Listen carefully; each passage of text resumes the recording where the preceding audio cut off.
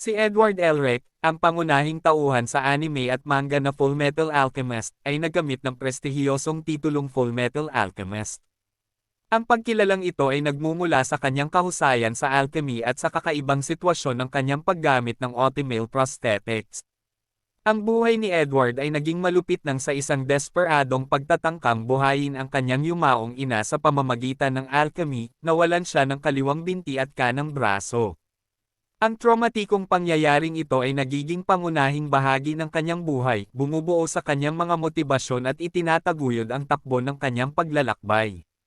Upang malampasan ang kanyang pisikal na pagkawala, nagpasya si Edward na magkaroon ng Ultimate, isang mataas na teknolohiyang mekanikal na mga kamay at paa.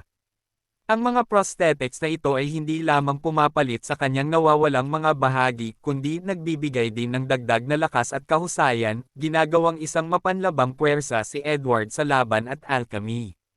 Sa kabila ng mga pagsubok, pagkakabigo, at moral na dilema, nananatili siyang matatag sa kanyang layunin na ituwid ang mga pagkakamali ng nakaraan.